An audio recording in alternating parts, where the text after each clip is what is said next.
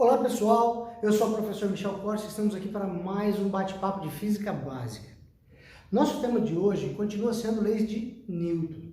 Já discutimos no nosso encontro anterior, leis de Newton, na perspectiva da primeira lei, ou seja, tentamos compreender o princípio da inércia. Hoje, nós vamos conversar um pouquinho sobre a segunda lei, que se chama princípio fundamental da dinâmica. Aí eu pergunto, vocês acham que esse princípio é importante? Olha o nome, princípio fundamental da dinâmica. Ou seja, nós não fazemos nada na tentativa de explicar os movimentos sem esta lei. Tá? Ela é fundamental. Só para a gente chegar nessa lei, só para a gente compreender um pouquinho dessa lei, eu vou pedir que vocês se atentem comigo no meu lembrete. Olha aqui, ó. Preparei um lembrete para a gente. Nesse lembrete, olha só que bacaninha.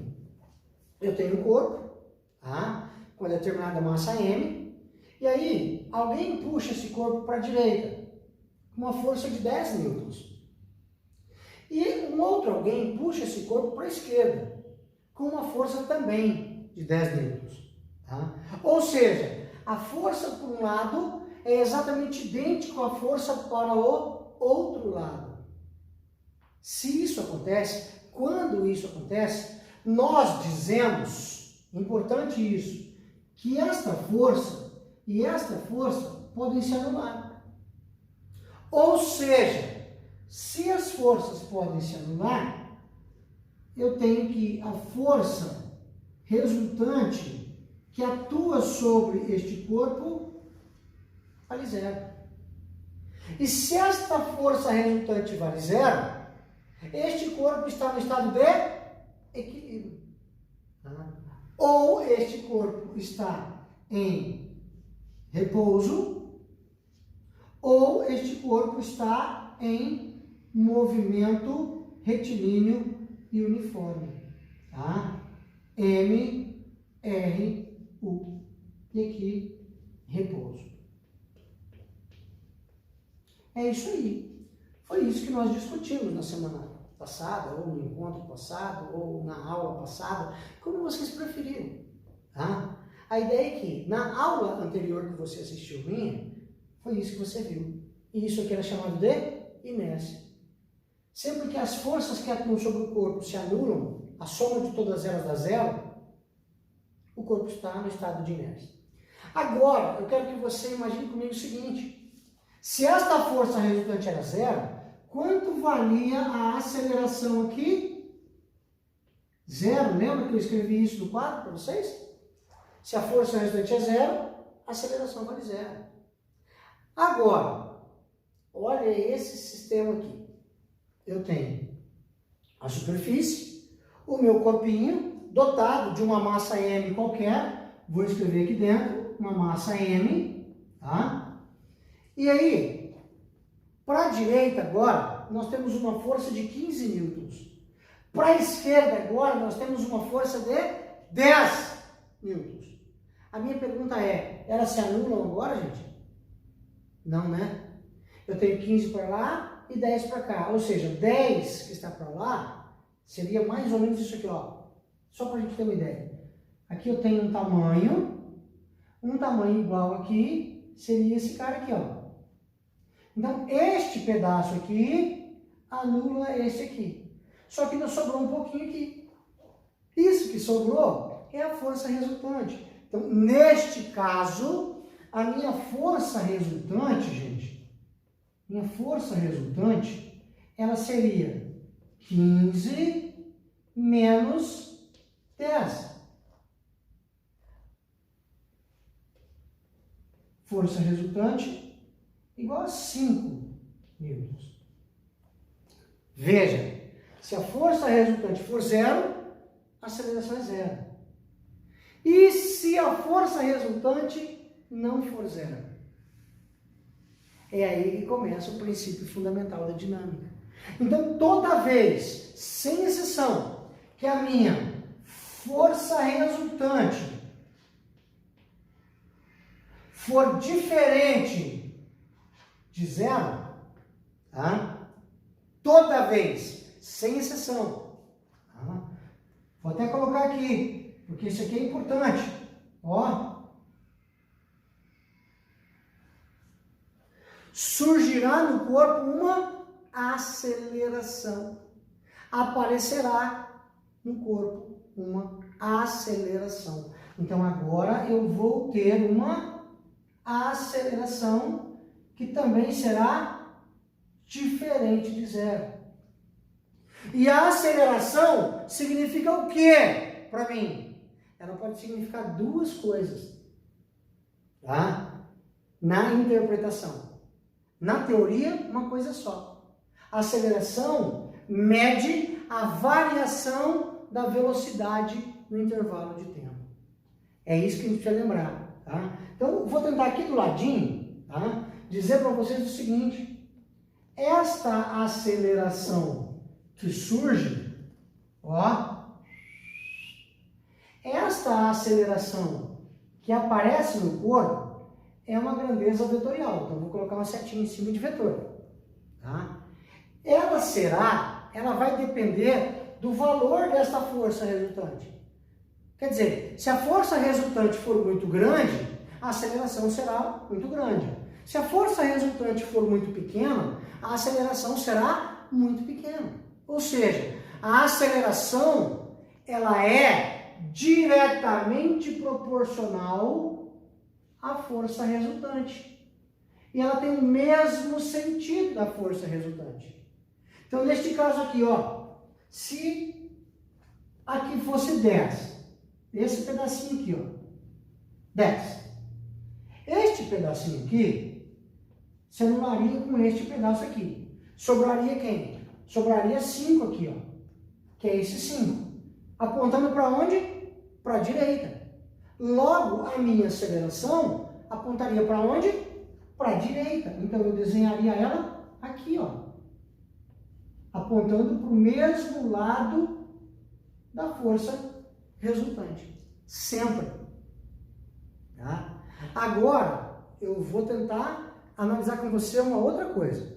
Imagina o seguinte, que eu faço uma força de 15 aqui e uma força de 10 aqui. Tá?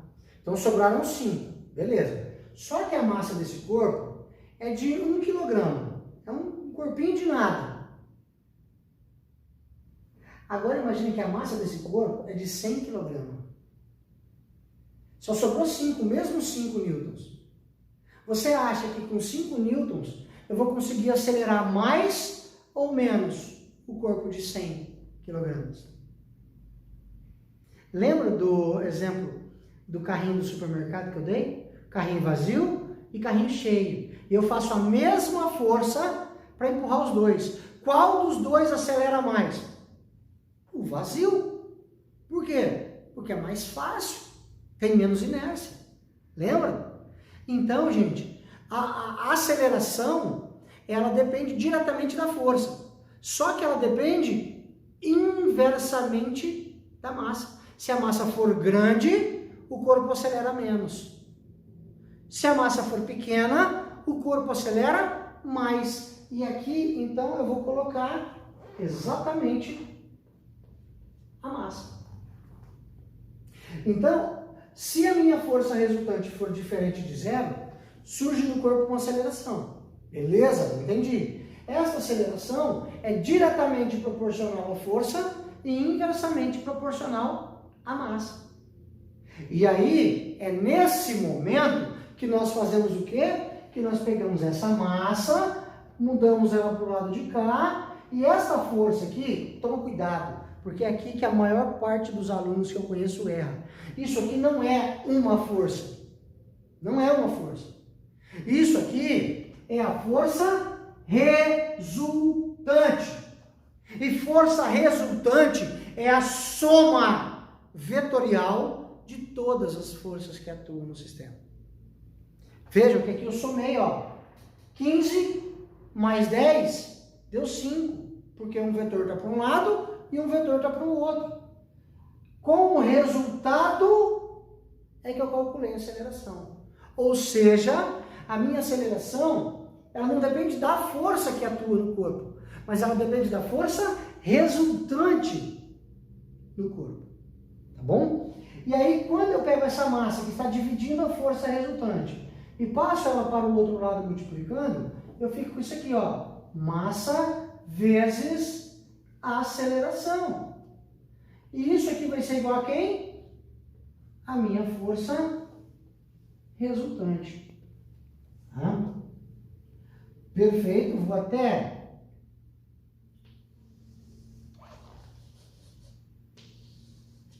marcar aqui para vocês, porque isso aqui é importante. Bom, o que é que eu preciso lembrar daqui agora? O que é que eu não posso deixar escapar? Seguinte, a aceleração, ela mede variação da velocidade. Sempre. A minha velocidade pode variar. Pode. Tá? Qual é a unidade de medida de aceleração? Metros por segundo ao quadrado. Sistema Internacional de Unidades. Importante isso para você. Então vem aqui e coloca. Ó, aqui do ladinho. Ó, que bonitinho. Metros por segundo ao quadrado. Ó, aceleração. Beleza? E massa? Qual é a unidade de medida de massa? Quilograma. Não é quilo. Quilo é a ordem de grandeza. Quilo é 10 a terceira. Quilo vale 1000. Pode ser 1 quilograma, 1 quilojoule, 1 quiloampere, 1 quilômetro. Aí a gente fala quilômetro, né? A gente junta tudo rapidinho. E a unidade de medida de força? Qual é? Força é medida em Newton. Ah, Michel, mas é Newton mesmo? É, mas o que é um Newton? O que significa um Newton? Significa fazer uma força num corpo de 1 quilograma e esse corpo acelerar 1 metro por segundo ao quadrado. Isso é um Newton. Beleza? Agora eu quero ir no aprofundamento, para encerrar esse nosso bate-papo, gente. Vocês sabem que eu sempre vou tentando encerrar o bate-papo no aprofundamento. Isso é importante para a gente. Então, olha só o aprofundamento aqui, ó. Eu posso ter 2 tipos de movimento. 2 tipos de aceleração. Mas aceleração você não me disse, Michel, que é a variação da velocidade no tempo? É. Mas veja comigo, velocidade é uma grandeza vetorial. Então eu posso aumentar o tamanho do vetor, diminuir o tamanho do vetor ou alterar a direção e o sentido do vetor. Então, se o meu movimento for retilíneo, a única coisa que eu posso alterar é o tamanho do vetor, aumentar ou diminuir. Agora, se o meu movimento for circular, o tamanho do vetor é constante, porém, a direção e o sentido mudam o tempo todo. Então, eu posso ter aqui um movimento retilíneo, uniforme e variado.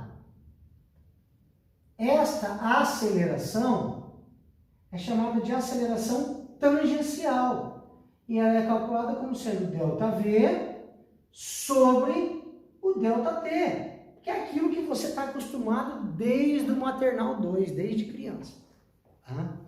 Agora, se o seu movimento for circular e uniforme, o que acontece? O valor da velocidade continua constante, só que a direção e o sentido muda. Então, olha só, a minha aceleração nesse caso, ela será chamada de aceleração centrípeta, que é aquela que aponta para o centro. E como é que eu calculo a aceleração centrípeta, Michel? Velocidade ao quadrado dividido pelo raio da trajetória circular. Ou seja, se o meu movimento for retilíneo, força resultante é massa vezes aceleração, ΔV por ΔT. Se o meu movimento for circular, e por que eu estou dizendo isso? Porque nós vamos usar isso no futuro. Se o movimento que o meu corpo descreve for circular, a minha aceleração vai ser aceleração centrípeta, V ao quadrado dividido por R. E aí essa força, ela vai apontar para o mesmo lado da aceleração. Ó, força, aceleração. No caso do movimento circular também, como a aceleração aponta para o centro, a força aponta para o centro. Por isso ela é chamada de força centrípeta. Então a força centrípeta nada mais é do que a força resultante que atua no corpo quando esse está no movimento circular e uniforme. Tranquilo, pessoal? Então eu tentei varrer com vocês aqui a segunda lei de Newton de uma maneira bem simples, bem direta, sem pesar muito na mão, e eu espero que vocês tenham entendido a ideia, beleza? Então, se você gostou, curte aí, compartilhe com seus amigos e até o nosso próximo bate-papo de Física Básica. Tranquilos? Tchau, tchau!